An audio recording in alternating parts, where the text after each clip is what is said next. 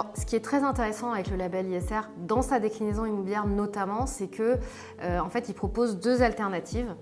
Soit on opte pour une démarche best in class, mais il propose aussi une démarche best in progress, c'est-à-dire prendre un univers d'investissement beaucoup plus large en réalité, avec un terrain de jeu étendu, mais sur lequel on prend l'engagement finalement d'aller faire progresser les bâtiments d'un point de vue ESG.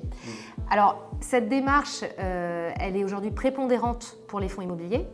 Et quelque part, c'est vraiment quelque chose de très logique parce que l'immobilier s'inscrit par définition dans le temps long, parce qu'on sait que le taux de renouvellement moyen annuel du parc, c'est de 1%. Donc en fait, si on s'appuie uniquement sur le neuf pour mener une transition écologique, on en aurait au bas mot pour un siècle. Si on veut accélérer les choses, accélérer le mouvement et nous permettre d'arriver, on va dire, à la transition qui est attendue sur ce secteur, on est en fait obligé de regarder l'existant. Par exemple, l'Union européenne s'est engagée à la neutralité carbone à horizon 2050.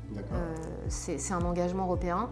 Et sur cet engagement, parce qu'évidemment il est décliné secteur par secteur, mais l'immobilier est censé apporter une part substantielle à la concrétisation de cet engagement.